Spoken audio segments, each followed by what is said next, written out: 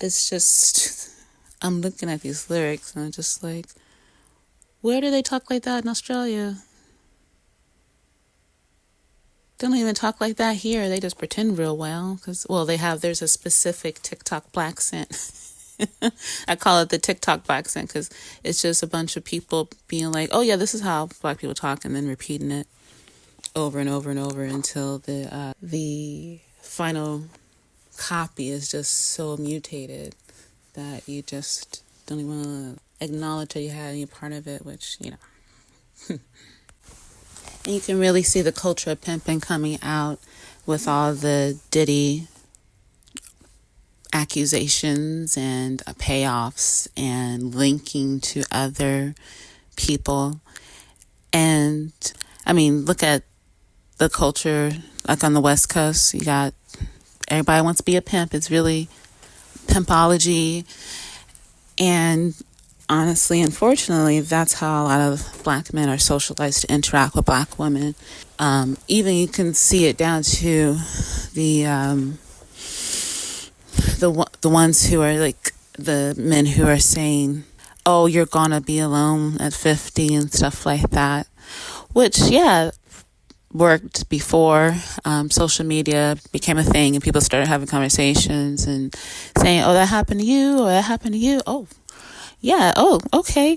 Because we've all been kind of isolated into these little pods and thinking in that, all the things that these people who extract from the community saying is true, are saying is true.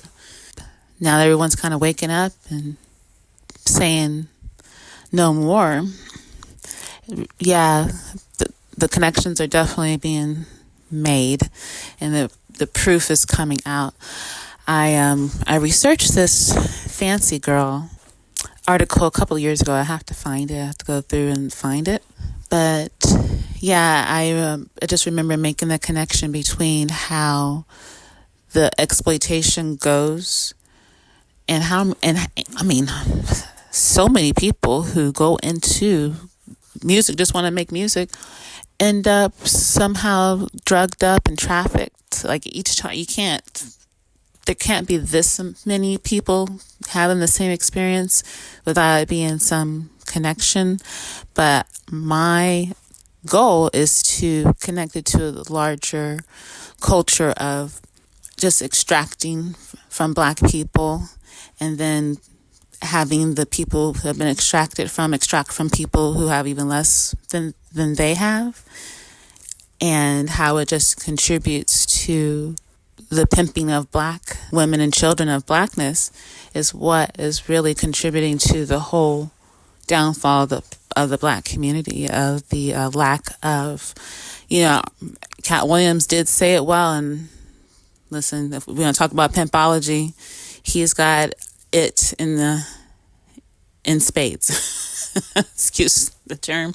But I think about playing spades, and then there's the other layer of what a spade is. But anyway, what Cat Williams said about black people have lost our identity, but white people haven't lost black identity, our black identity, and neither has POC, non-black POC. They haven't lost our identity. It makes me think of watermelon, right? Watermelon was a lucrative crop for black farmers, like from like where my folks are in Arkansas. So much so that, anytime black people do well, white people have to burn it down, or take it. There's been so many farmers who have had their entire farm and land stolen from mobs of white people, and especially if they were doing well. But watermelon was doing so well and was mostly grown by black people. So, what white people did? Started mocking watermelon. And I want you to pay attention to this. It's kind of a pattern of white people. They mimic what you're doing, and they see they can't do it as well as you. Then they mock you for it. They mock you until you no longer want to do that thing, and then they snatch it up and make it theirs, And that pattern happens a lot. So now anytime you have a person wanting to make Black people feel out of place, they just show watermelons to them, or, some other cotton picking fried chicken bullshit, right? But now, instead of continuing to have those lucrative watermelon farms, Black people are afraid to eat watermelon in front of non-Black people. And chicken. You know what's fucking good together? Watermelon and chicken on a hot day with some potato salad. Those are Black traditions. We are the bomb. We are lit. Everything that we do and white people cannot be a part of, and they realize they can't be a part of, they will do everything to tear it down and then snatch it away once you discard it because you've been shamed out of your place.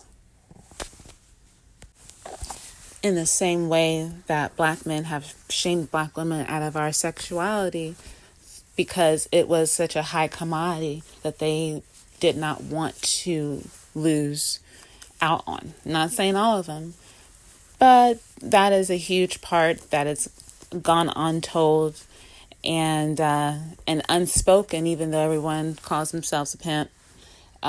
Pimp these hoes, pimp my ride,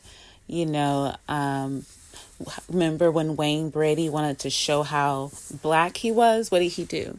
He went on Dave Chappelle's show, pimped out hoes, Black women, dark-skinned Black women, and said that he asked the Black woman if he was going to have to pimp slap a bitch or something like that. So that solidified his Black maleness by being able to be exploitative to Black women and be violently so. So I praise the quote-unquote stripper rap. Cut these middle leeches out. Go directly to your independent record label. See if you can get together and create your own, and realize that the cultural of pimping and pimpology, I'm going to give a shout out to Goldilocks on TikTok. I definitely have been thinking about this for years, but I want to give her credit where credit's due when we talk about pimpology. She was the inspiration for me saying that word. The culture of exploiting women and trafficking women, Black women, through the world via the rap game and everything else that you want to think of, shows up just in the everyday interactions of our children via the music. And I'm not trying to be like this, oh, don't let kids look at the music, but let's be real. Music creates vibration in our bodies, right? That vibration, if we're set at it for too long, will have harmful effects on us. Not only is it set at a vibration, you're putting words to the vibration in a rhythmic way, words that you're saying over and over and over to yourself as a mantra. That's how we get ideas about ourselves and the world stuck into our bodies. And think about the lyrics, and I think about it too. I was at the club shaking my ass, doing it all. I knew every Lil' Kim lyric, a lot of Biggie's lyrics too. And I think about the shit that they were rapping about. I was like, oh, they were really doing these things. This wasn't just imagination and fanciful words of just a poet. This was just a person telling his experience through poetry and music. And those experiences didn't really work out well for women. And I'm definitely not going to sit and meditate and vibrate to the normalization of breaking me down to be sold until I cannot be used anymore.